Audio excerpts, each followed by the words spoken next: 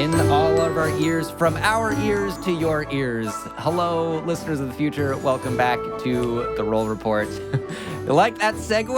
I got them. Segues all day. Segues to here. That was pretty good. Welcome back to Classing Up the Joint, the show where we ask. Oh, wait, I just did this. Okay, it was alphabetical, and we did H, I think. So we're on I. We ask indomitable people irritating questions. I don't know. I really should make a list of them at some point. No. I am your host, Colin. I use they and he pronouns, and I am thrilled to be joined by, once again, a fabulous, wonderful friend who I will let introduce themselves. Please. Oh, snap. Hello, you beautiful beings. I am Took, or TooKiGuess. I go by he, they pronouns, and I'm a bad bitch. I'm assuming I can curse. Yes. Okay, Curse cool. Up a Storm. Fuck it. We're live. Horrible. Fuck it, we're in here. Yeah, I'm a TTRPG podcaster, streamer, VTuber, person, voice actor. Yes. I'm also a big voice actor. I try to be a big voice actor anyway. Big as in what I think inside my head that I'm a big voice actor. I've been working with the great people. I feel like if we can't gas ourselves up in these fields that are very oversaturated with people, who's going to do it for us, you know? Facts. Absolutely. Yeah. Hell yeah. Yeah, amazing. Took, thank you so much for joining me. Welcome to the show. Delighted to have you. I've been wanting to be on here for so long. And then I clawed my way here. Twist my arm, why don't you? Yeah, anyone, give me a good arm twisting and come talk to me because I like it. Just revealing to everybody you're liked. Okay. What else is a podcast for if not revealing truths about yourself to the internet and the world at large? So I feel that. Yeah, right. Where I like to start is by asking people what hooked you into tabletop games in the first place. Was it a campaign in your misspent or well-spent youth? Something later in life? Baldur's Gate 3? Where it's happened. It's happened. I know. Recently since that game, I've seen a lot of people get into it because of that. Some of my friends have gotten into it because of that, which is good. Yeah. But yeah, no, man, I'm about to tell everybody about the sin I committed in the nerddom. Yes. I used to not like any anime. I was a purely a cartoon guy, and I did not even know what D&D was or TTRPGs in general until I got into college. And I went to an art school, and eventually you're going to run into someone who's obsessed with TTRPGs. Luckily for me, I ran into a big group of them, and I'm this jockey animator dude. My favorite manga at the time was a football manga. Sure. And so I'm well, whatever it is, I need to do a club because it's a requirement for some reason at that school. And it was fantasy club, come be fantastical. And I was sure, fuck it. And I went there. Really just does what it says on the label. I'll give them that. Good advertising. Oh, absolutely. Yeah. They found a way to pass off Dungeons and Dragons as a fantasy club. And I'm well, that makes sense. So I went there. I'm thinking I'm about to learn more about anime because I just got into it. Even though my brother's been a big fan of it, but he's my big brother, so I just thought it was just big brother shit. Sure. And then, long story short, we got in. I got there, and the DM, my first storyteller, he was slap. We're playing D&D, and everybody was what is that? And he was I'm gonna learn y'all something. And we were okay. And then I made my very first character that was for all intents and purposes, a barbarian. We used the D&D wiki. Don't ever use the D&D wiki. This was before D&D Beyond times. So I was essentially a barbarian named Took because I'm creative, even though I've had that nickname forever. But I just named him Took. And he is a mess, or was a mess anyway. I think all of our first characters, I'm going to go out on a limb, everybody's first character in D&D is some form of hot or at least lukewarm mess. Both kind of mechanically, and you're I don't know who this person is. They're just going to be me with maybe a silly voice. Oh yeah, no, like it. I didn't know how to voice him at first, so at first his voice was just deep, and because like normally, because this is like my Yeah, podcaster voice. My normal sure. voice is usually real deep and like it's chill. You've heard it, and Yeah, like yeah. and like and it's like that's when I'm like my most relaxed and stuff. So like I just was using that. I was just like, yeah, okay, yeah, this is him. And then man, this is telling my age. When Critical Role first came out, Uh-huh. when it very very first came out, I immediately drafted the Grog. So I went, Yeah, oh, sure. he's a barbarian. That's what barbarian's supposed to sound like. And so from then on, he started like that character was hello, whatever, fuck you, and that's how you talk all the time. Yeah, totally. Which and I just adopted that, which weirdly enough led to voice acting, but Yeah, um, yeah, but of yeah, course. Do yeah, you? that was my start. I'm curious how long that campaign lasted. And I've been asking this of like everyone that's like, oh, I started in college or I started in high school. Like, do you still play with any of those people? Did the campaign itself kind of make it through several years of college? So we played for 3 years until that Nice. specific college closed, and we had to all like scatter to the Oh winds, shit. which is crazy. Yeah. So we played for 3 years, and we actually finished it. We finished the campaign. We got all the way up to level 20. I had and at that point in time we had made like each made two more characters because it was like a war type of like campaign. Sure. And Tool actually Took died in that one. Oh no. Yeah, Took died in that one, and then there was another one that died, and then my favorite, I named him Goot. He was a kobold. I feel like the Uh-huh. best name for a kobold.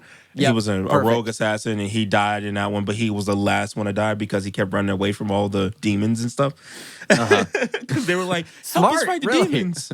And he was like, Yeah. fuck that. No. Yeah. No, I'm running. I see there's an exit there. I'm going Yeah. that way. Yeah, Goodbye. no. Our big bad in that campaign was Grasset. It was wild. Wow. So yeah, no, we actually finished it. We finished that campaign, and then a little bit afterwards, we started. We did a new campaign. So with that group specifically, we played for like a lot of years. Because I live in I love Chicago, we that. moved to the Harold Washington Library, and they have like big areas for people to congregate for a few hours and stuff. So we just went there and we played there for like two or three more years. That's so cool. Yeah. I mean that just makes me so happy because I like every time someone's like, no, I don't talk to those people, or like we tried for like 6 months and we couldn't keep it going, and my heart breaks a little bit every Bro. time because I Yeah. want people to have the like those long-term great experiences. That's so cool. And then so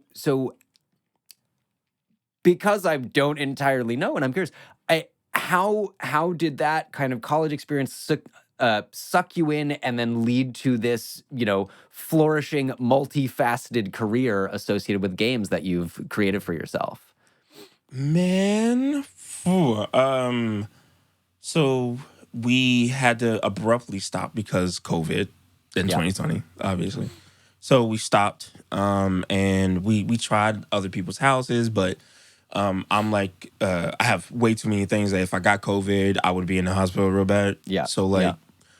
we just decided that it was not a good idea, and everybody couldn't play on Discord and stuff, so. We were like, okay, cool. I guess we're breaking up the band. So we broke the band up. I was very, very sad. I started Yeah. streaming every single day because I was like, fuck it. I just bought this $4,000 laptop, even though I should have bought a PC, but whatever. And then, so I started streaming, started to get like a little bit on there. And then TikTok became a thing. And I was on TikTok. And that's where everything like spiraled. Because I started cosplaying. Because I was like, you know what? I'm in my room all the time and I can't leave. Fuck it. So I Yeah. started cosplaying took the barbarian. Because I ended up getting like a pelt and all that stuff. Fucking hot. I love that. yeah. That's so cool. Yeah, no, I have like a whole thing. Like I have a whole hammer. I gotta show you later. It's a whole cosplay. Yes. I'm a big Yes, I please. also a cosplayer. Go Yeah. back to the earlier thing. I'm also a cosplayer. But Yeah. yeah, no, that started the whole thing. I was a part of a group called the Chaotic Conclave at one point. Like it was a lot. We started to get a lot of recognition, but that ended up not working out after like 2 years or so. So after that, I just kind of kept with the momentum, and then I was found by different TTRPG companies like Ian Publishing. They're really cool. And like streaming. I had like a lot of shows. I had a lot of like D&D specific shows on my channel for like I think the entirety of 2022, and then leading up to 2023. And then I quit because it was just a lot. Because managing 6 people per 5 games is a lot. Jesus. And I was playing in 2 of them, and I was running one of them. And then I had other people running a whole bunch of stuff and like charity games and also stuff like that, while also having friends who was doing like 12-hour long like charity streams on TikTok. I know we were working. It was a lot. Working really fucking hard. Like that's how I met Emily Graymore through all that stuff, and like Patrick Perini, and then just kind of I quit for a year because mental health. I went to therapy. Go to therapy, guys. Everybody should go to therapy. Yes, at least once every year. Like it helped me a whole lot. And then 2024, I was like, "We back into it, bitch." and then I was like, "This is gonna take a while." So I just started doing voice acting stuff. So 2024 and like 2025 was the years that I was preparing. And this year, this month, I'm releasing everything I did. Fuck yeah. So that is much. That's a really short version of that journey. That is it hits all of the major story beats, and I'm like, I just have so many more questions. Go for it. Well, I mean, I think one thing to me is like, so you have had actual play content, you have had like long streaming content, short form content through I think YouTube and TikTok. I'm curious if does any one of those, I don't want to call them art forms because I'm gonna feel like I feel snooty about it. Like I'm like, it is art. But like, does one of those content forms like appeal to you most now that you've experienced all of them? And I think that like I have a secondary is one of them the easiest and one of them the hardest of these various things that you've done? Oh shit. Right. Man, easy questions. We're all about easy questions here. Recording and then posting is so much easier. And you have so much more control of it over it, 100%. So to me, recording is easy. It's like a walk in the park. I get excited for it, and especially if I'm a player and I don't have to do shit. Like it's it's super relaxing to a point, and also that's the part I really enjoy. I enjoy editing and stuff. So like that for me is a joy. The hard one for me is really enough because I did say I'm a VTuber. That the live streaming part of it is very hard. For the simple fact is that I say wild shit all the time. And I say the first thing that comes to my head because I'm an introverted extrovert, and I say a lot of shit that I shouldn't be saying. And I kind of don't care what people think about what I say, but like I do at the same time. You know what I mean? So it's like I don't know. It's just like a weird thing of having to step out of like what I am daily into kind of a character. Like my first stream, I'm so glad it had. I didn't save the fucking video for it. Like my first stream, because I didn't know what I was doing, and all the streamers I watched were VTubers. Because I started as like a PNG tuber, like a 2D tuber, and because my girlfriend at the time, she was an artist and she drew my thing for me. I was like, fuck it, I'm gonna do that. And all the people I watched, VTubers, they're all over the top. You know, they're like, hello, hi, and me. So I was like, you know what? I'm going to talk the whole time. So there's a 6-hour video of me playing Hollow Knight, and I am talking the entire time. I did not stop, not once, except for the breaks. Other than that, Yeah. Honestly, that's an impressive feat just of like lung capacity and control, if nothing else. Like, And I'm that's an a asthmatic. lot of fucking time to talk. Oh yeah. Yeah. Yeah. Oh, yeah. And I'm an asthmatic, so I was anyway, Uh-huh. cutting grass. Like, bro, it was bro, I was just walking. It was the dumbest shit. And Yeah. I've learned now to like pace it out. And it's a bit easier to do it now because I'm so used to the live streaming. Like to the point where Sure. if someone invite me to a game and they go, it's gonna be live streamed, I'm gonna be like, okay, I don't care. They're like, that doesn't bother you? I'm like, no. Yeah. Well, and it does seem like someone going, I'm live streaming a game that I want you to play in is very different stakes than I myself am going to record myself playing Hollow Knight for 3 to Absolutely. 6 hours. Yeah. And I would argue, and I will ask, like, it seems like it's a performance either way, right? It's still Oh a yeah, very yeah. performative medium. One is you got an ensemble and you're working with the ensemble and you are performing a very specific character that you're playing. And the other is like kind of performing the character of yourself, but in like Absolutely. kind of turned up to Yeah. 11. Yeah. Yes, Yeah. 100%. That is, oh man, you nailed that shit right on the head, 100%. Like, Yes. because I went to school, because when I went to school, I went to an art school, like high school art school for a while before transitioning to the school I graduated in Chicago. So when I was in that school, I was in theater, big theater. So, and we took like improv classes, and it got to the point where like they were like, "Ken, do you want to teach the improv classes?" So like I've done it. So like Yeah. it's just easier to be in an ensemble, which Totally. you have seen me with I groups of have people seen that I Took's vibe with. incredible work, and I am so excited for the rest of you to eventually hear and observe it later this year. Oh Well, yeah, I it's think we can insane, give dude. maybe a spoiler or two later, but we'll see. Yeah, Yeah. it's excited. It's Yeah. exciting as fuck. And yeah, no, so like it's easier just to improvise with people that like I can flow off of versus by myself. Just Yeah. talking to people that are typing in a chat. And also being a dyslexic, I have to read it. Oh wow. Yeah. That sounds tough. And like yeah, no, like it's become a thing on my stream now where people will make fun of me for it. They'll be like, you read that word wrong. And then I look and I see they actually wrote it wrong on purpose. And I'm like, I'm not dumb, bitch. I just Like, no, I'm dyslexic, it's not you. dumb. Yeah. Yeah. Yeah. And it's yeah, no, it's fun, but it's such a big difference though. Because you have to kind of bounce off yourself. You gotta just ask questions. Luckily for me, I'm a talker, so it doesn't take too much. Yeah. Yeah. I feel like when some of what I have seen of this, there's kind of there's an approach of really looking at your chat, responding to it, and asking the higher level questions about whatever game you're playing. And then there's kind of people that are like, oh shit, that guy came out of nowhere. Ah, fuck. Okay, gotta kill him. And like really narrating their own sort of internal dialogue with the game. Oh yeah. Oh no, that's entertaining too. Hell yeah, I do that too. Yeah. Like it's like Yeah. like because my favorite all time Souls-like game right now is Lies of P, where you're playing like as like a fucking Dark Souls version of Pinocchio. It's fucking insane. And through the game, I'm cursing. And like I say the N-word a lot on my stream. Just full warning for people who go watch those VODs.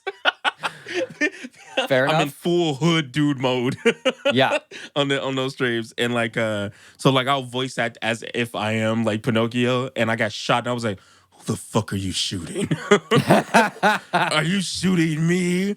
And I love seeing shit like that. It's so it's fun. It also means that like people are excited to do the streaming on Twitch or wherever else that they're doing it on. Yeah. Which gets me involved if I'm watching it, you know? Yeah. When I feel like there's it is still a community event in this way that like I think about when I was a kid and sometimes it's like, you know, your friend has the coolest new video game and everyone goes to their house and we've got to watch him play it or her as it may be. Got to watch that person, got to watch that friend play because it's their system and their game, but everyone's sitting there and they're all like on the edge of their seat going, oh God. shit, get him. You know. Yeah. Yeah. Yeah, and I trying to think of the way that I want to phrase this, which is kind of like I in talking to a number of other guests over the last couple of years, one thing that kind of keeps coming up is finding your community within, or finding or creating your community within the gaming sphere. And what I would say, it sounds like you have found or created a really nice one that is also like the gentle elbow to the ribs of like old friends and like writing a fucking word wrong in chat just to fuck with you. Oh yeah, So 100%. Yeah. Yeah, is that did you have to put some conscious sort of curation into the community that grew around your streaming and your social media presence?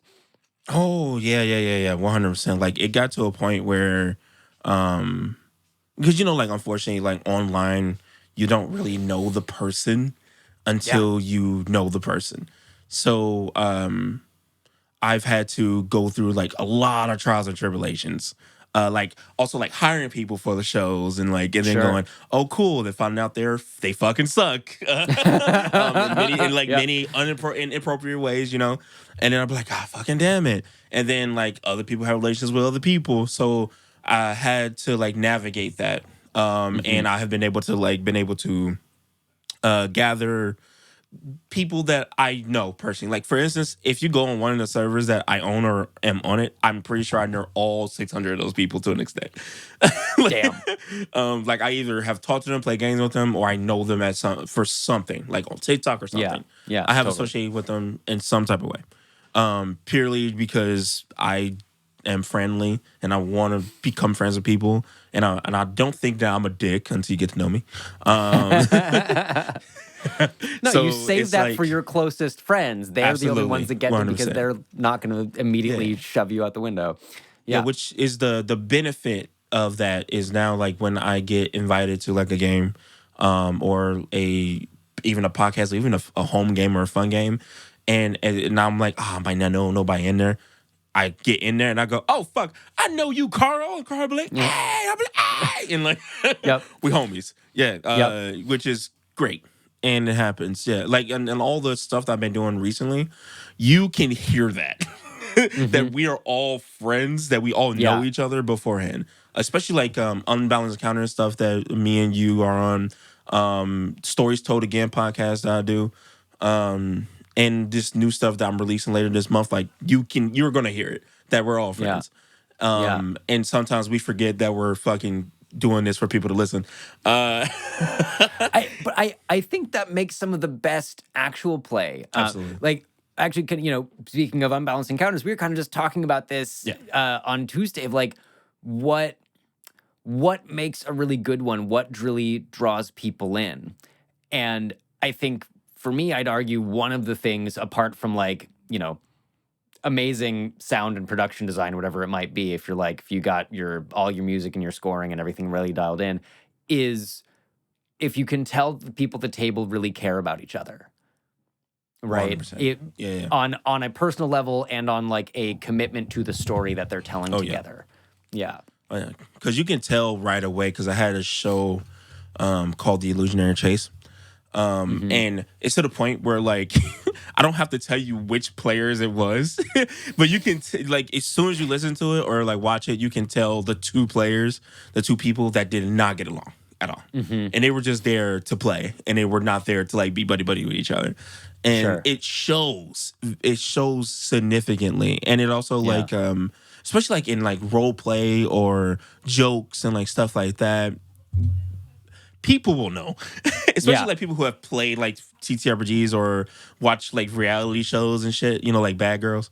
They know. 100% they know. Like having people that you're friends with and that you can have some type of love for, some type of appreciation and respect for, it makes it so much more fun for me. 100%. For sure. Yeah. I'm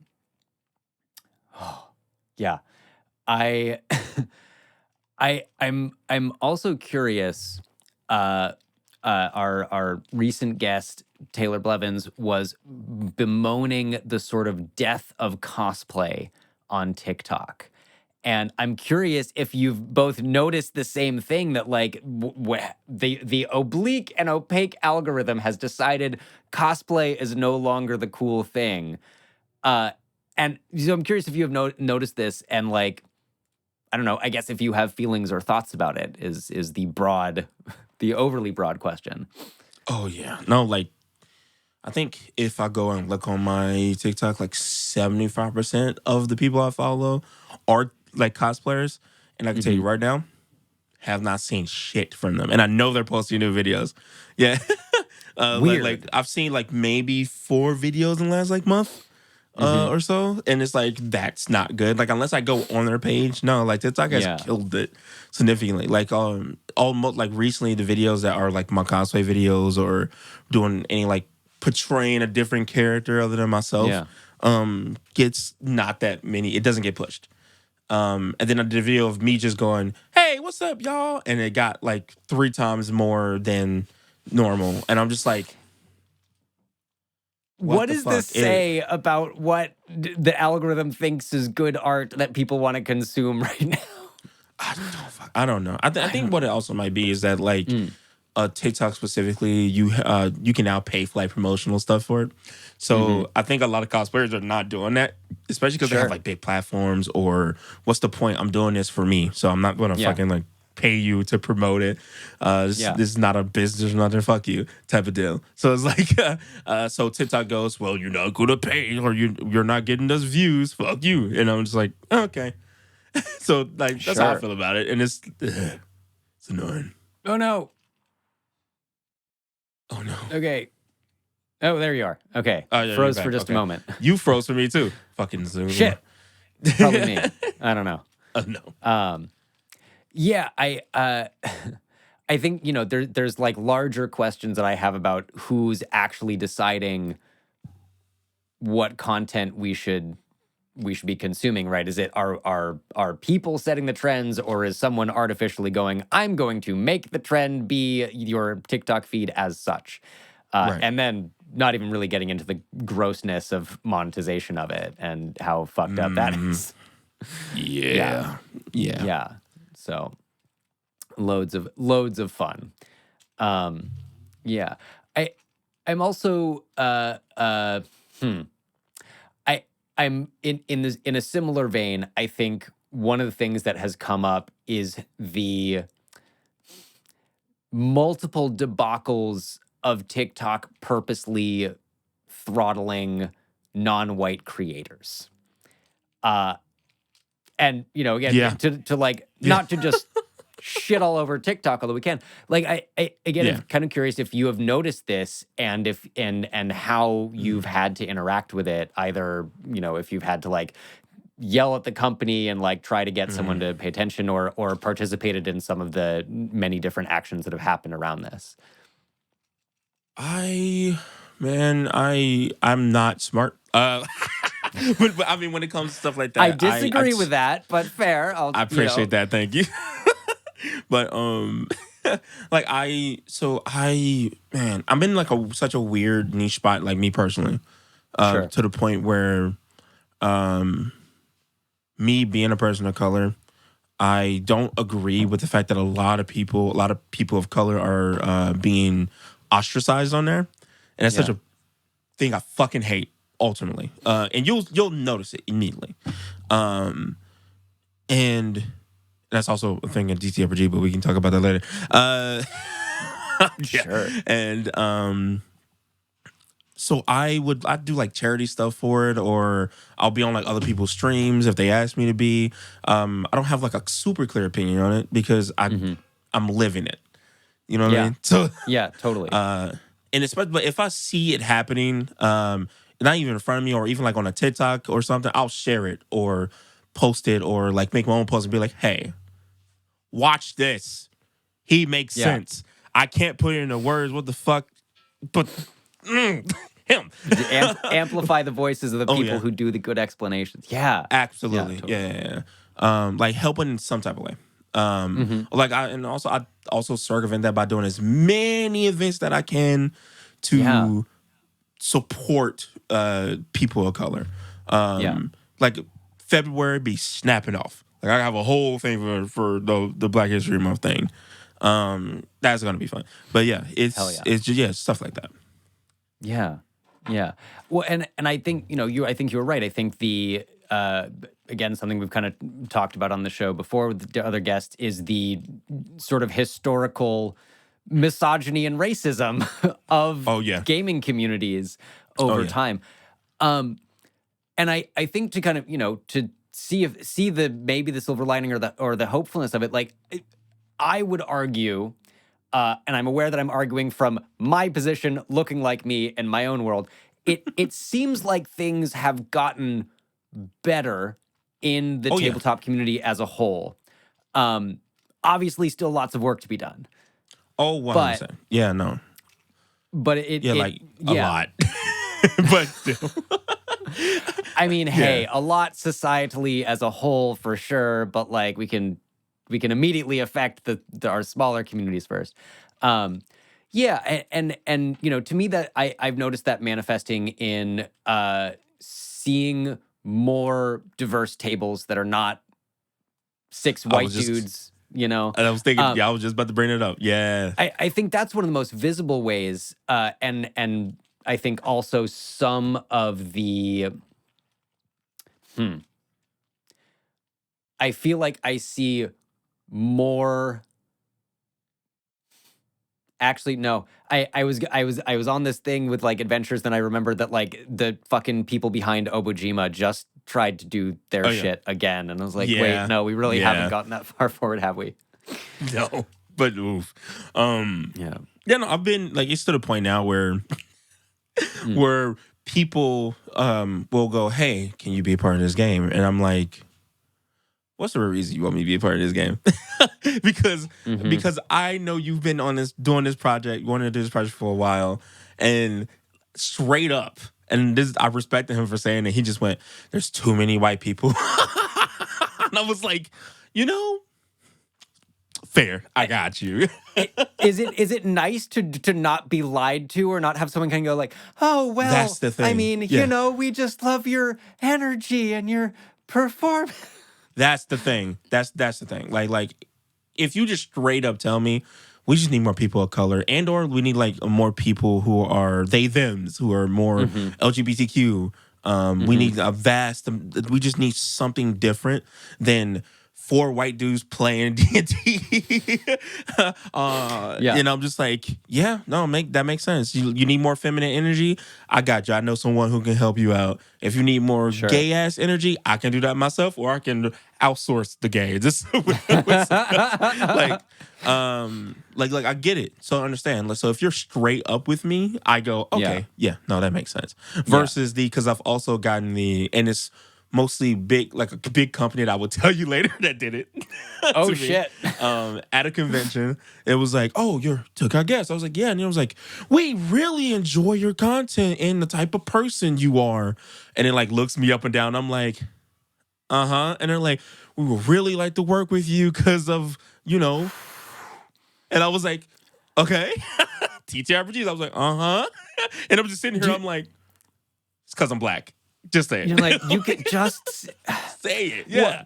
Well, and I think to me, there's like, one single brownie point awarded for that company's stated commitment and willingness to even say we like your content. But I would imagine it would. I would imagine it would feel better to have that really honest, like, we like you because you are a content creator that does not look like us and our fucking C-suite of executives. Like, we want you to do something for it. Yeah. And I would be like, yeah, cool with me. Yeah. Sure. Yeah, I can do that. Yeah. And then they'd be like, oh, we also need more fat people. And I'd be like, you know what? Where the food at? No. Oh man. I'm here for it. Hell yeah. Yeah, totally. I mean, I think that brings me to how have conventions been for you? That again, overly broad question there is but I more specifically, I think, does shit like that happen a lot where someone kind of like comes up and then immediately sticks their foot in their mouth like real hard in addition to maybe wanting to work with you? Man, it happened more than I would like it to do, but like it's also not out of like it's not out of disrespect. Like that one time was like a once in a lifetime. I was just like, sure, okay, what the fuck? But because I keep forgetting that I have like thousands of people who watch my content, I completely forget that that's still a lot of people who know who I am. So like I'll go to these conventions, and it has happened where like I haven't even went to some of these conventions that some of my friends went to, and my name somehow is still mentioned and heavily talked about, and I don't get it. Or I do get it. I guess people like me, but you are, and I can say this with authority, you are a very likable human. Thank you very much. I can see why. Stop. Colin's complimenting me. I'm telling everybody. Be in chat later. And Colin complimenting y'all. No, but yeah, no, I've been to answer your question. It's just a lot of, it's awkward. Like there's like bad things that has happened. Like I got touched on by old ladies in my cosplay at one point. It was weird. That's a whole thing. Shit. Also where people like parasocial stuff where I've been picked up. Where someone recognized me in a crowd, they ran towards me and picked me up. I am a 6'2", like 300-pound man. And he lifted me off of my feet. I wish I had seen this. It was everybody at the... It was like weird. I was like, oh my God, why? And then he was like, I love your content, man. I was like, thank you. Put me down. Like I'm literally off the ground right now. Can you please? Well, and this my follow-up, what size person picked you up? Was it like, mom with a baby trapped under a car and they're just so excited they hoisted, or like a similarly like 6 foot plus, like, big person that could just like, he was a 6 foot plus dude. He was actually really nice. We're actually still friends. Yeah, like he was actually really nice. But the first interaction of that was like, what the fuck? Or I've been yelled at by people from across the way. Or and then like talking with like other artists and being like, oh, I would like to work with you, and then they realize who I am. And they're like, oh, you're blah blah, and I'm like, oh, I'm embarrassed now. I don't like that. It was better when you didn't know who I was, and like shit like that. Like it's really fun. And I generally love going to C2, like C2E2 is the one that's in Chicago. I go to that one a lot. Anime Central, Gen Con that we all go to all the time. I've been wanting to go to PAX and to PAXs. Haven't had the chance to. Making that my fucking goal this year, though. I was gonna say, I have been told that I need to go, and I have been told that 26 is the year to go. So perhaps, 26 is the new 2016, man. Like honestly, like so far this month, it has been proving that to me. I know Nokia's a better, gonna come back. simpler time. Holy shit! The new Nokia flips are gonna come back. Oh God. The little like Switch Razor ones that were like this big. I miss those. Dude, they were fucking huge. Yeah, no, I had one and I lost it my first day having it. And my mom was pissed.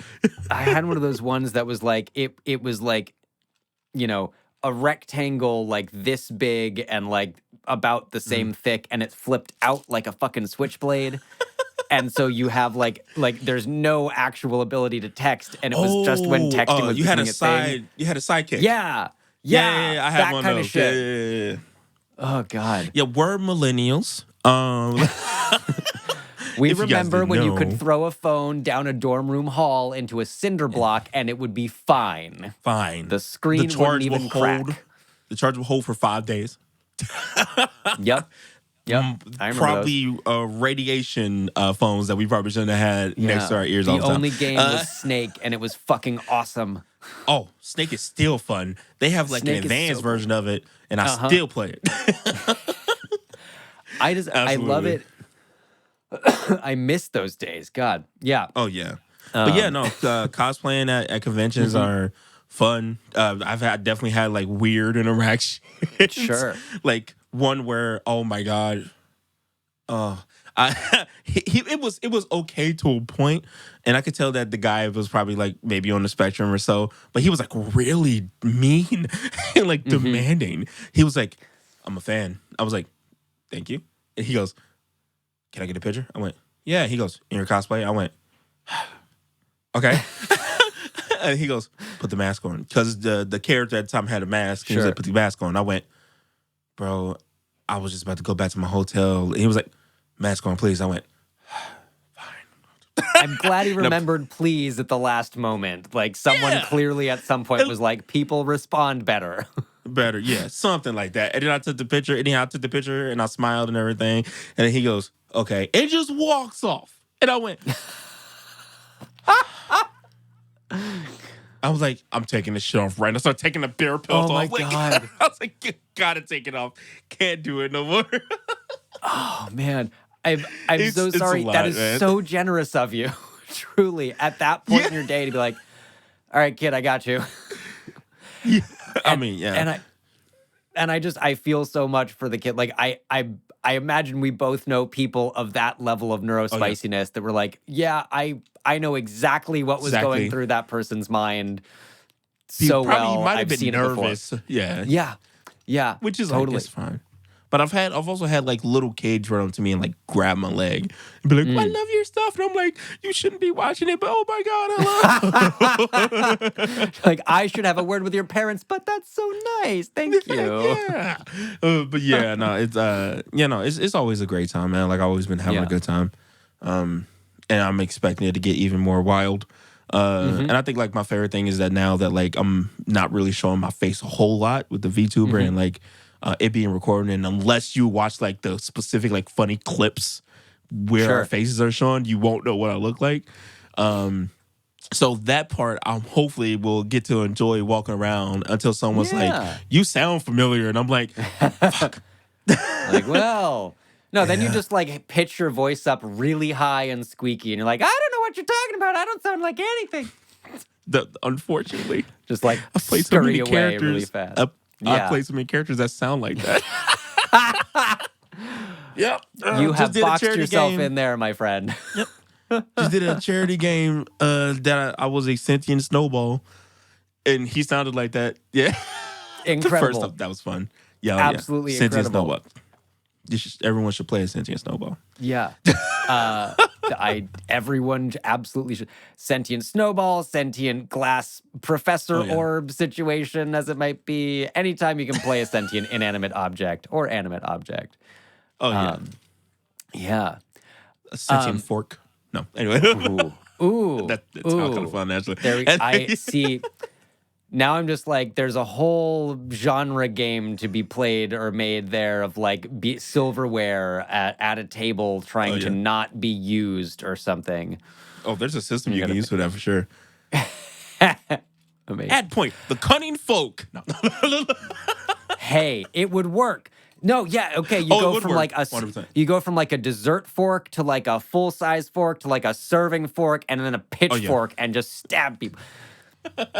Absolutely. If you didn't know, play the cunning folk. When you succeed on your mischief, you increase in size and are harder to pass unobtrusively. So, play a fey fork. Why not? Fey fork. A beast fork.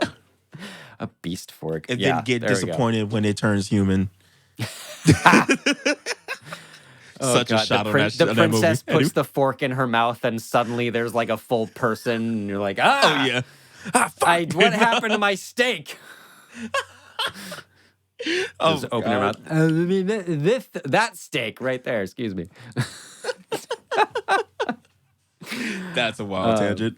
Thank you for having me on. Here for it. Yeah, we talk about like wild I said, shit. We ask amazing people. Inane questions should have been the I one. Inane questions would be good. Hello, everyone, and welcome to your mid-roll.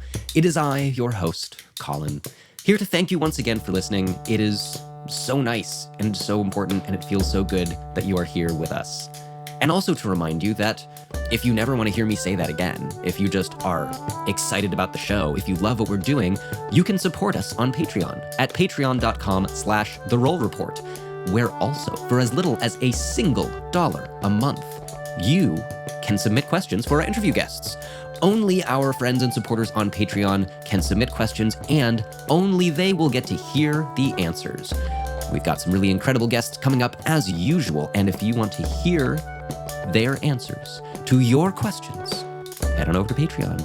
Also, you can follow us on social media. We are at The Roll Report Cast on Instagram and TikTok, and now on Blue Sky. Ooh. Follow us there for announcements about upcoming guests once they have been booked, and and you will find out if you have interesting and amazing and unusual questions for all of them. But thank you so much for listening. That's really all. We are so grateful you're here with us and hope you are enjoying this episode. Back to the show.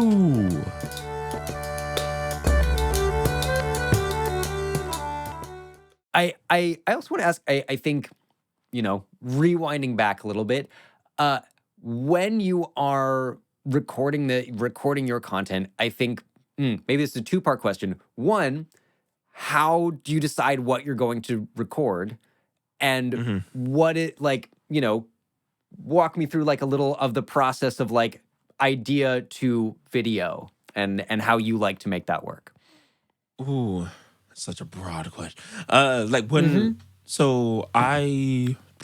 Okay, I'm gonna give you two answers to it. One as a player and one as someone who makes TooKiGuess shows. Sure. As a player, I normally just fit in where I can. I like doing that. I'm ultimately a support player, to a degree. So, but recently I found myself not being able to do that because I can't know what the other players are doing when it comes to like the podcast and stuff because they wanted to be a surprise, which is fucking cool and I love that. So my process is I've been going through what I haven't done yet, what makes me uncomfortable, what I haven't done, and for some reason it's old people right now. So, quite a bit I have been going, I'm gonna be an old lady. I'm gonna be an old man. I'm gonna be an old ice cream cone. I don't know. Like a very just sad like, ice cream cone that's slowly crumbling and dissolving. Oh, yeah, that's fucking dope. Look, but yeah, no, So that process is me asking myself weird questions and things that make me uncomfortable, such as so that way I can connect with the character more. Like I do basically like a character versus me analysis of like what things that make me uncomfortable, what I can answer about this character that I think the character would answer themselves if they were reading these questions. And I just kind of go from there, and then I just get a certain synopsis in my head of what the voice might sound like, and then just voice them. For instance, I really love kobolds, and I remember I auditioned for Stories to Her again with a bard kobold, but that is all I had prepared. I had the character sheet. Then I didn't go through these questions, and then like right before we were supposed to do the recording, I was like, you know what? Let me go through these questions. I went through these questions, and now I have this kobold bard who did not grow up with any of his like siblings or friends. He was all alone all the time. So all company he had were inanimate objects like rocks and sticks and stuff. And he would perform to the sticks and talk shit. Yeah, and just talk shit to the sticks like a comedian with no audience. So every time he meets a person now, he's like, "Hey, buddy, what is up?" Like they're already best friends, and they could be like, "Fuck off," and he's like, "I don't know who a fuck off is, but I am blah blah blah." Like, amazing. Like it's like he's charismatic because he's desperate for friendship. Like And I would have never discovered that if I didn't like go on that journey. And I really really enjoy that. So and it's so different than like playing like at a home game. Because at a home game I could just kind of do whatever the bumfuck. Sure. As long as it's like in reason and everyone is having fun. And when it's on a TTRPG, of course, I have to write out and do like more more bigger like synopsis and paragraphs on it. But I still have that mode of being able to do that. And I'm very grateful for it now. That's how I handle most of the character stuff I do. For DM wise, like storytelling wise, creating these TTRPG podcasts to get deep into how those are created. It isn't just an idea, just like a lot of the times because I talk a lot of shit. It's a funny idea. And then I go, well, what do I need? And then I'll be like, oh, well, I need someone to be able to edit videos, be able to record. When I do record, it's many ways you can do it. Discord is one. OBS, you can like definitely use that as one. Audacity and Reaper, and like there's so many different outlets, Riverside, even Zoom, like stuff like that. It's navigating people when it comes to TTRPG, which now I don't like doing like 6 people or 7 people. I do 5 or minimum.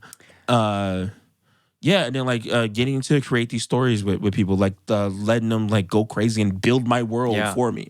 Like give them a guideline, let them go crazy.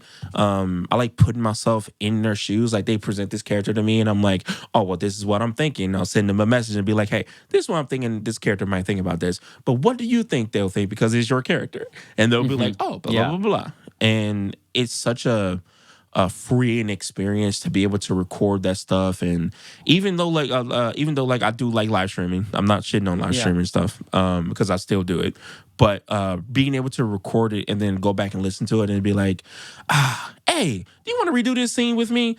I think we can make this more fun. And it'll be like, oh yeah, fuck it, we can do that. We can do that even if it was in the ensemble. We can still we can still go back and redo it. I've heard horror stories of people having to redo the whole fucking episode and in one go, and I'm just like, ooh, oh, good. I mean, well, and that's just, it's so hard. Like, I think one of the things that I appreciate about streaming and about like less edited actual plays is that you're kind of seeing this ephemeral theater happen, right? And it's coming from a performance and live theater background. I'm like, that's the magic. It's never going to look the same. It's never going to be the same twice in a row. Yeah. And so if you like try to record a whole episode, I definitely appreciate when people has said, you know, let's take that scene that we did, let's try to like make that a little better. But to just have to re-record the whole episode sounds like a fucking nightmare. Oh yeah. No. So much. And you know, unexpected things happen when it comes to like recording and stuff. So I'm assuming that I might have to do something like that in the future. I hope not. Sure. Knock on wood. But but like it can be fixed. But you know, like my experience with the recording stuff has always been smooth. Even if we have to do like annoying stuff that no one wants to do, but it helps the product better. Like I'm just enjoying it entirely. The process is not a hard process. Like I've had someone, and I realized that my mindset has been getting like prepared for like this type of process since 2020 that I told you about earlier. So like I can process it better than other people. And like last night I was talking with an artist she's a rookie animator. And she's stressing over this animation. She's like, everything has to be cut and clean and perfect. And got to go here and here. And I'm just like, or you can just do this and do this because it's easier and it's still the same thing. And you're going to get the product no matter what. Yeah. So just do that. It's just like, it's a different mindset. And my big advice is just don't stress yourself out about it. Record it, have fun, post it. Yeah, totally.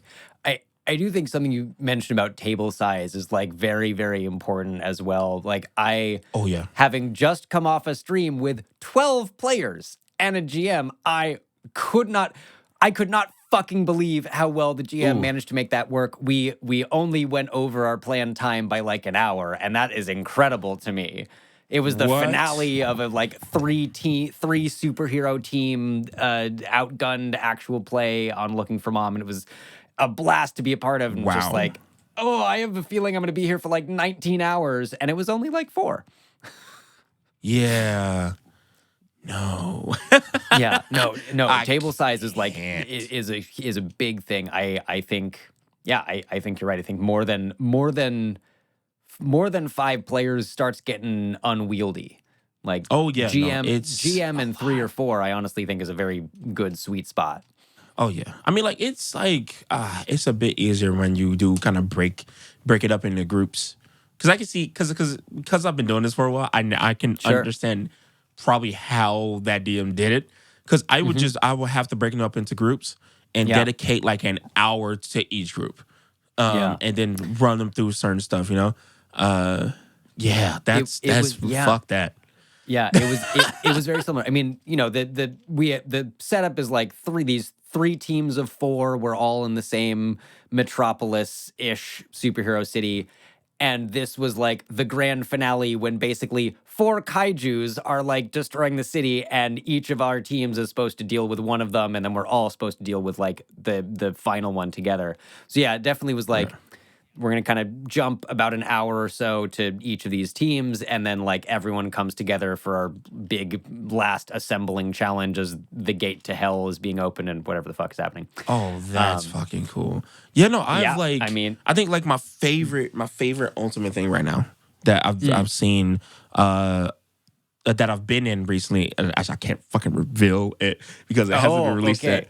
But we it's been this thing where the ensemble, the cast itself is like huge. It's like 15 people in it. And what I really appreciate about that is that they just take dedicated time to have only like 4 players for each session and kind of piece it out during the week. And then in editing and post, putting like having a day that all that shit happened, if like multiple sessions happen in that day, that episode is that day. Wow. And like of all the recordings we did, even if we did it all in a different timeline. And it's so cool. And I love that you can do. That you can have like as many players as you fucking want, and you can piece it up and make it different and make it work with other people's schedule, you know? So and I think that's really like, on the editor, right? On the storyteller and editors, if they're like, if they want to put in that time, but that sounds fucking cool. Okay, well, we'll have a link to in the show notes when we can actually have a link when we're. Yeah, no, it's really cool. It's based off of, I can tell you, it's based off an anime called, it's like the Fate series. If anyone knows what the Fate series is, it's based off that. And that's all I can tell you. And it's really cool. I'm so excited. That's going to be fucking rad. Yeah. Totally. I'm excited as fuck for that. But like, I like stuff like that. So I'm definitely going to steal that and adopt it to a certain thing. Especially because like when it comes to like anime stuff, like you have to kind of like jump around to the different characters and players and stuff like that. Yeah. Well, I think that really follows the beats and the tropes of an anime in that way. Like, you know, and especially the ones that start going to larger, more sprawling cast. I mean, fuck. Like, you know, thinking about One Piece for a minute. Oh, God. So minor, I guess, maybe spoilers for an early arc of it. My housemate is watching most of it. They've like started at the beginning. They're like in Alabasta. So Luffy is fighting Crocodile, and they're like, Luffy has been fighting Crocodile for 7 episodes. Because in each of those episodes, right, like each of the 6 crew members has their own fight going on, and they spend 3.5 minutes with each person or so. And then you're like, okay, but it's going to take us 6 full 30-minute episodes to finish 19 seconds of in-world time.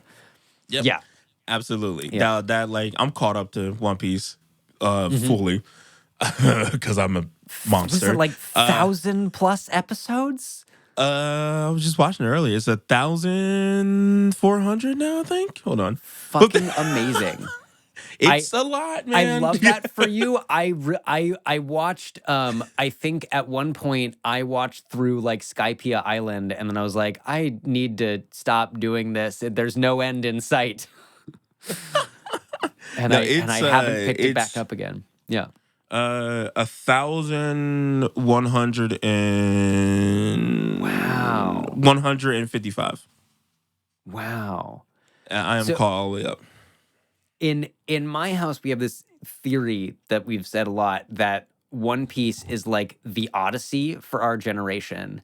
It is this endless story that is about the journey with the protagonist who has an incredibly clear goal fixed in his mind that allows him to overcome any obstacle. Absolutely. I agree with that. Yeah, that's fire. Yeah. Oh, hell yeah. King of the Pirates, baby. Yeah. And okay, tangent and spoilers if you haven't seen. I'm curious, as someone who's fully caught up, do you think there's an end in sight? Is Luffy anywhere near becoming the king of the pirates and achieving his goal? Well, yeah, he's close. Okay. Well, the writer has officially said, Ichiro Oda has officially said that an ending is coming. It's gonna He's end. sad about it, but it is coming. Sure. And there's going to be a thing like the actually that recent recent like arc that just ended. It's called Egghead arc, the Egghead arc. They just revealed a real big thing about the One Piece. Like a real big thing. And I can't say it, but it's a real big totally. thing. And that made everybody, including me, go, what the ever living fuck? I love that after 1,100 episodes, they can still deliver moments like that. Oh, yeah. Oh, 100%. Like, it's shocking. It took like 4 episodes for them to get there. Sure. But, Yeah. I mean, honestly, at a certain point as I was watching it, I was like, I swear to God, the One Piece is the friends we made along the way is going to be the end of this fucking show, and I'm going to be so pissed off. But I'm so delighted that it's not. I will burst my own fucking heart. I can't do it. Right? I can't. I will commit seppuku right here. Oh, my God. Yeah. No, but yes, it's so cool, though. Yeah. Amazing. Back to on topic slightly. What do you have coming up for 2026 that you're excited about that you can tell us about? Or even or just the broad overview. I got like this many shows and I can't talk about any of them, and I'm gonna do this. I don't know. Okay. It's big year. 2 of them you know about, and I can't talk about them. True. So I'm gonna just go down my list and give like small descriptors. Because I do a lot, and you're about to go, what the fuck? Here in a second. The very first top thing, my ultimate thing that I'm proud of, that I'm glad that I'm like a producer and helper and like player on Stories Told Again, which is a D&D podcast about the friends we made along the way. No. It's about a story. It's about a D&D. It's a D&D campaign that's about 4 characters that are retelling a story that's already been told, but different. And I play a character on there called Luce. He's a sweet being and scared of everything, and he's in his own personal horror movie, and it's so fun. And that whole show is a big joy.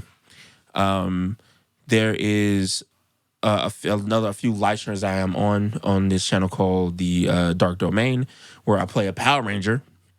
Fucking awesome. It's a Power Ranger RPG system, and I am the Silver Ranger in that, and that's so fun. We have episodes on YouTube. You can just look up the Dark Domain RPG, and you will find me there. And I'm also running my own show on there, which the next episode will be it's like every other Monday, called Fire in the Skyline, where it's a Vampire the Masquerade game that I do. Cool. That is one. There's one project that I'm recording for tonight that I can't tell you guys about, but I'm excited about it. Okay, just so we're tracking, I'm at 3 things we can't talk about so far. At 3 least. things you can't talk about. One that I couldn't talk about, but I can't talk about. It was released. A friend of mine from Tales of Initiative by the name of Mel released a show for Cobalt Press. Similar to Unbound Encounters, using their system. I'm blanking on the Tales of the Valiant. Yep, that's the one. I played a Sun Monk in that one who was scared of everything. And he was a vampire hunter, which is ironic. Amazing. And it's on Tales of Initiative site. You can go and watch that. Just got able to talk about that because they made you sign an NDA and everything. So that's fun. Wow. Okay. They were Hardcore. like, hey, don't curse and don't tell nobody. And we were like, okay. I'm slightly surprised at the no cursing, but I guess that makes sense if they're a company that needs to look after their image and whatever. Oh, yeah. I think it was purely because of they looked legit the message we got from the producer. We looked at the player's content. 2 curse words minimum. We were like, fair. It doesn't help that they probably watched that one stream where I started out with "What's up, fuckers?" It kept moving. I think that's a nice way to be welcomed onto someone's stream. Honestly, 100%. There's another stream that it's a recorded one, but many episodes are out now. It's a 7C game. If you like gay pirates and or muscle mommies and or fast talking, blood teleporting. Warlock like love triangle cool things. This is a game called Blood, Fate, and Fortune on the Jeremiah McCoy channel. And I just recorded that last night, one of the episodes. It is super, super fun. Go give that a look out. I play a muscle mommy on there because I decided to play something that I am not normally comfortable with. Everything you say about this game is like something that I'm like, I clearly need to be listening and watching this. Like, absolutely. What am I doing here? It's so good. It's so good. There's another VTM project that I can't talk about, so we're at 4. I do a lot. Oh my God. And now my own personal stuff. Podcast. So I'm about to release one soon, and I can tell you about it because I own it. Called Worm with a Heart. I realized I have ran Dungeons and Dragons so many times, and I've never put a fucking dragon in it. I'm shocked. So this utterly shocked. Whole thing is about dragons. And I have curated the world to a point because previously I told you about the long run of D&D game I was in. The DM for that was like, well, I have to go on like full-time work now. Here, have my world. So when I started live streaming, I was using the world setting. And now I won't say perfected it, but I have it to a point where if you legit ask me a question about it, I can tell you anything and everything about it. Even if it's like a weird question. You can test me later. So that world... Name the most famous war hero from 100 years before current timeline. I was totally kidding, but I see that you have an answer, I was about to tell you. No, yeah. I was about to tell you. He was the Wizard King, and he died shortly after that. After winning the war, and had to pass on his throne to his child. Amazing. And I can't remember his name exactly, but that is the guy. No, that's the important part. Yeah. So that show's coming out at the end of January or the beginning of February. You know, depending on when Took finishes the art for it, because I'm also drawing the art and everything for it. Cool. But that one has amazing players on there. Humble, Whop, and ABN Shark. Super cool people. I'm really, really excited for that. And it's a different show. There's a different podcast than people might think it is. And it's very, very fun. Cool. There is a really cool kind of like weird interview vampire podcast I'm going to be releasing. Okay. Where I'm inviting my voice actor friends or people who I just want to invite. I'm going to talk to you about that later because I wanted to invite you to play a vampire where if you ever seen like Interview with a Vampire where the man just kind of go there, I'm doing a bit different where it is a vampire interviewing other stronger, very more dangerous, older, seasoned vampires. There's an ability within Vampire the Masquerade where this vampire can just show up to a vampire that's just been in the coffin for thousands of years and be like, what about taxes? And that vampire's like, I will suck your blood. I don't know. It's really hard. Taxes. I do not pay the taxes. What taxes are you talking about? Jeez. Exactly. And like he has his ability to get into... The taxman come to collect, I drink his blood. Taxman come to collect, I break his leg. But yeah, like it's the interviewer has his ability to pop into places with these important kindred and somehow magically ask them these questions and they have to answer. And then afterwards they're like, I'm gonna fucking kill you because who are you? And then he just goes deuces and like disappears. And out. And on out. To the next. So yeah, that's gonna be a really cool thing that I'm gonna be releasing soon. That is a really fun thing. Yeah. And I do a whole bunch of charity stuff. One is like For the Cause events. I work with Gizmos Aplenty, Natalie. With that and many other people helping running the game called For the Queen. It is really, really fun, really exciting. That's where I play that sentient snowball.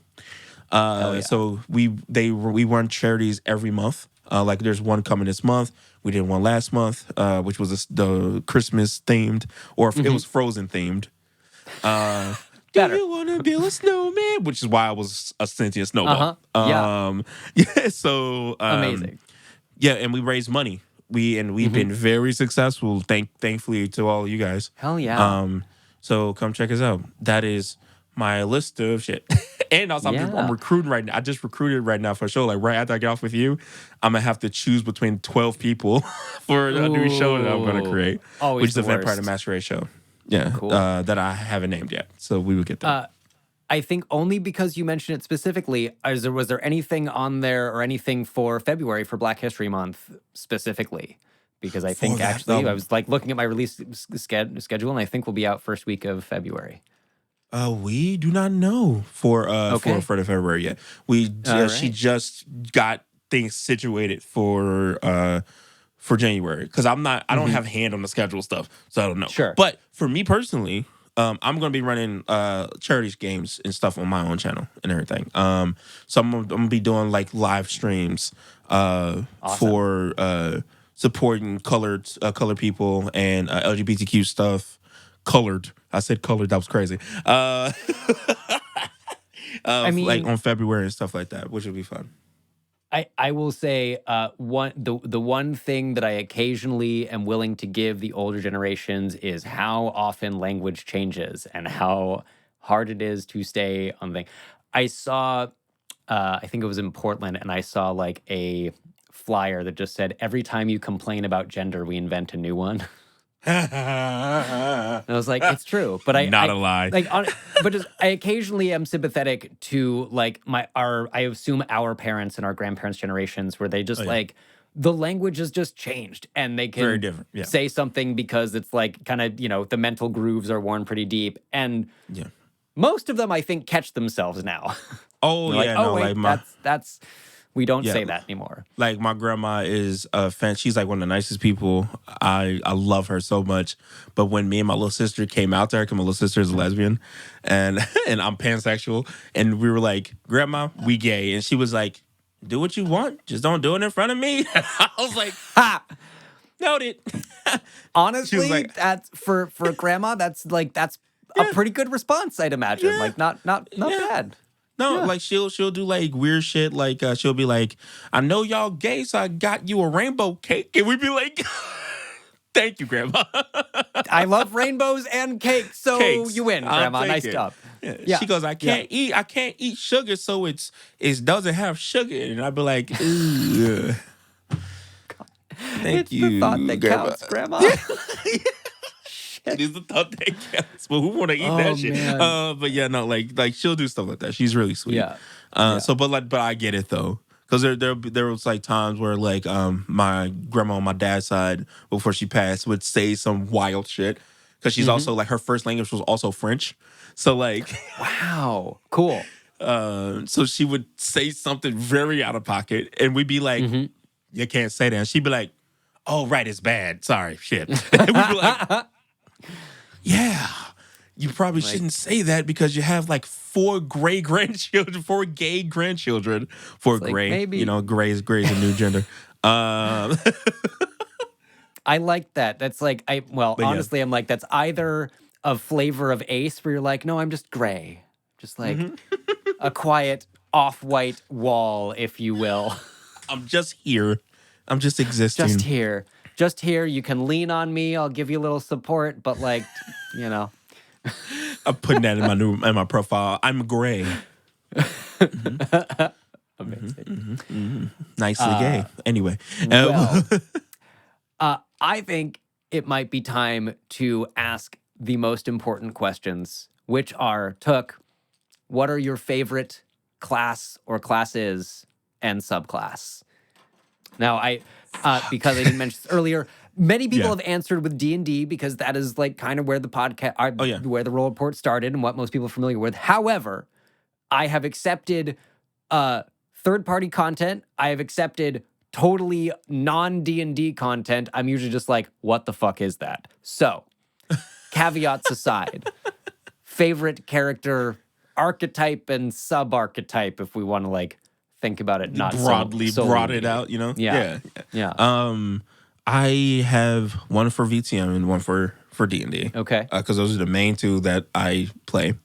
For D&D, my favorite is Warlock. I am a big Warlock main. And like, my second one of D&D is Bard, but my first and foremost one is Warlock. I've only played a Warlock like 3 times ever though, which is crazy because I love the class. And I don't know. I mean, this is what I was saying about Wizard. Like, I fucking love Wizards, and I so rarely get to play them. But they're still just like, it is the class that I always think has like some of the coolest shit. I love it unreasonably. I can't even always explain why I love it so much. Oh, I love it so much, man. So like Warlock, and Archfey Patron specifically, and one with the blade. So like that's my ultimate favorite thing. Yeah, no, fucking Eldritch Blast is the best fucking cantrip ever in history, even in the 2024. It's so good. Yeah, no, I love playing Warlock. I just love the dynamic of like either having like because I love that with a Warlock you can have a patron that is either right next to you in your ear telling you to do bad or good things, or you have this ancient spirit monster dragon that is talking to you from millions of miles away, or like the space alien telling you to do weird things. Like, I love the dynamic of what you can do. Personally, my personal favorite, and personal favorite is having the patron be right next to you as like a creature or something. I had a character who was a goblin. He was a warlock goblin. That was the first warlock I've ever played, and his patron possessed a panther and would just show up and be like, "Hello." He's like, "Fuck." And amazing. It was great. I love that thing. Never finished that campaign, but it was great. And I love that Warlocks too immediately like bring more world building into the table. From session 1, you're like, I've got a patron. I've got this being, this deity, this whoever the fuck that is going to be here on some level and fills out kind of the larger world around the party right away. Oh, absolutely. Now I'm on one for a VTM for Vampire the Masquerade. Specifically Vampire the Masquerade is a Malkavian. That is my favorite favorite clan that you can be, because so the clan is like you have something that's like mentally wrong with you, like so you're basically neurospicy times 1000. And I love that fucking game, and I've gotten a chance to play a character for a while because I have OCD. So I have like I'm on the spectrum of OCD. I have like sensory OCD, meaning like, for instance, these headphones are really hurting my ears, but I'm trying to keep it locked in until this interview is over. That's okay. You're doing so good. We're so close. Just like everything, like I know I can. Sometimes I hyper focus on when I smile too much, like, or like I blink. Like, I'm very conscious of me blinking or breathing or smelling, like shit like that. So I made him he's a doctor.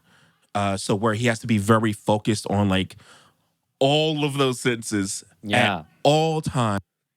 And it's to the point where like, cause vampires don't breathe. They don't like, their blood don't move through their body, and he has heightened senses. He can smell it, hear people's heartbeats.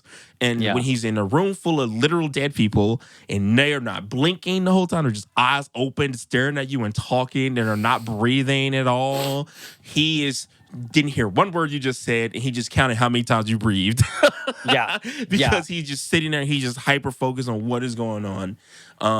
He's very aware of every bone in his body, like stuff like that. So like Malkavians, you can give them this just like cool ability of having a specific type of personality that I really, really, really, really love.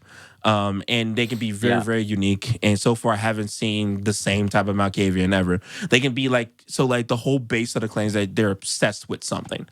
Like I played a character who was obsessed with Batman and like Joker. Like that was his thing. He was just super upset to the point where he became the Joker at one point. And I got to do the voice. I can do a real good Joker. Side note. And it was so fun. Malkavians. I love Malkavians. Is that so? Not having Did I? No, my friend tried to start a werewolf game, and that is the closest I've ever gotten to a World of Darkness setting. So my assumption is it's not the same, but I'm gonna reference Discworld for a second. Where like one of the things that happens within the larger world of Terry Pratchett's Discworld is that vampires at a certain point realize they need to stop drinking blood because everyone's mad at them and going to kill them, and they replace it with a hyperfixation. And so, like, vampires, they make sometimes it's very silly. Like, I think there's a reference to a vampire that stops drinking blood and then focuses on knitting little waistcoats for cats. And there's then, like, the ruler of his equivalent of Russia quit drinking blood to focus on political power to the exclusion of all else. Yeah. I lost your mic, I think. Or I did not receive any sound for a moment. I'm not sure what happened. I was technology. muted. There we go. Yeah. Okay. Because I have a touch thing, and I think I might have hit it. My bad. Anyway, I love that. That's really cool. Hell yeah. That's funny as fuck. One. Two. No, they drink blood. And that's yeah. It's just this subsect, this archetype, like the clan has, in addition, it attracts some of the neurospicy and gives you a hyperfixation as like. It sounds like it also kind of affects mechanically your abilities in the game as well. Oh yeah, no, like there, if you fail a roll, they have a thing called like a bestial failure. They have like a clan compulsion where they see visions and like they're like heavily distracted and they get like minus dice to be able to like succeed on anything else other than what they need to focus on to recenter themselves. Yeah, totally. And then like, there's also like things in a game where you can take flaws to make that way worse. You can like just punish the character completely in that regard. And I love doing that one. I have been told World of Darkness games are really good for the type of player that likes to throw lots of trauma and or just shit at their characters. Oh yeah. It's rarely that I get a player or I do it myself where they don't have like mommy or daddy issues. I mean, well, because the person that made you kills you. Like you like they're your murderer. Like there's no if, ands, or buts about it. Like they killed you. And then usually like, you sort of owe them kind of unquestioning loyalty of some sort, depending on the exact mechanics of their vampirism and stuff. Yeah. Like, whoa. Yeah. It's rare I have characters that are like, that they were on their deathbed in the hospital and the vampire was like, I feel bad for you. I can't let you die. And then kills you and then turns you to a vampire so that way you can live forever. Like I've had stuff like that. But in other ways, I turned you to a vampire because you were about to succeed in this scientific achievement where I couldn't achieve it. So now you are going to become like me and suffer forever. And I'm going to steal your work because fuck you. Like fun. Like, shit like that. Yeah. Oh yeah, no. Amazing. Like World of Darkness get crazy. Even with Werewolf and now Hunter. Which Hunters you're just a regular person with a little bit of powers. And I have then there's sort of the bastard stepchild, I guess, Wraith, which hilariously, like I was lucky enough to speak to Kyle Tam recently. That was Kyle's first game. They were like, first game I played was Wraith, and none of us knew what we were doing, and we, visited the site of the Hiroshima bombing. I was like, wow, that's, my God. light stuff for your first RPG. And then V20 Wraith was brutal. Right? And someone today or yesterday it might have been one of the Apocalypse World creators was posting like, man, if I had a nickel for every time I tried to start a Wraith game and everyone got scared off, I'd have 3 nickels, but it's still a lot. Whatever it was. It's like, I guess people don't talk about that one. It's like the 4th edition. Yeah. Oh, ugh. Oh. Oh, that Oh, my bad goodness. memory. Yeah, no, it's it's intense. Like Mage, Yeah. for that instance, is also very intense. Like all the V20 stuff are wild, but there's people who live and breathe and die by that. I'm a V5 type of guy, but Sure. V20 stuff can be fun. I have played it, but My home game that just finished up, Planescape, the DM is like, I want to do Mage now, and I'm like, I don't know anything about this, but it looks like a lot. But okay, it's a lot. Here we That go. book is big, and mages are fucking insane. Yeah, no. It looks really weird. Yeah, I had a mage. I had mages in this small thing I was doing, and I was a player, and the mages like basically made a black hole in the middle of the downtown of that city. Yeah, they were like, Cool. "There's too many vampires. You guys are wrecking our shit." Black hole, and I was like, "Oh my god." That just really seems like that's like taking a sledgehammer to a A Rice needle Krispie point treat or something, pliers like- solution. Dude. Yeah, absolutely. And how did that not also then destroy the entire planet? Like, okay, it's fine. It's there's reasons. There's ways. Yeah, there's not reasons. The point. It got stopped. I don't know. Don't bring my real world physics into tabletop gaming. They have magic. I don't know. It's weird. Yeah. It's that whole thing was fun though. It was fun, but it was also horrifying to know that there's a possibility in that game that people could do that. But yeah, it sounds like those are my all-time favorite stuff at the moment anyway. Because I played too many TTRPGs. Well, you know what? When there's an update, we'll just record a new show. It'd be fine. Absolutely. Yeah. I would have me on again. God damn it! I never want to spend an hour hanging out with you and talking about RPGs. So no, your answers are locked. Hell yeah, dude. Man. Yeah, thanks for having me on. This is fucking fun. Took, thank you so much for being here. Where can people find you? We will, of course, have links in show notes to any of the things that we are allowed to talk about. But if they just want to find you, where can they find you? So you can find me at TooKiGuess everywhere at TooKiGuess on TikTok and Twitch. Specifically on TikTok and Twitch. Because that's where I spend most of my time. But I am also on Instagram. We can be friends. And you can watch some of my weird videos and the stuff I promote for Stories Told Again. And now, by now, my YouTube should be up and going when this is released. You can catch that at Wishful Thinking Folios or abbreviated What the Fuck because it's funny. Yes, it is. See? Yeah. Oh my God. Humor. Amazing. Hey, humor, hardly know her, like they say. Well, and you can find The Roll Report where you find some of your social media. We are at The Roll Report Cast on TikTok, Blue Sky, and Instagram. And if you really like what we're doing, you can also support us on Patreon at patreon.com/The Roll Report for as little as $1 single measly dollar a month. Maybe this is the year you decide that you have 12 whole extra dollars and you'd like to send them to us so we can keep bringing amazing people like Took on the show. Absolutely. Do it. I hope so. Do it or I will come. No. Maybe. No. Do it because you like what we're doing and I think we're doing okay at it. Until next time, friends, go roll some dice, do things, and see you next time. Farewell. Bye.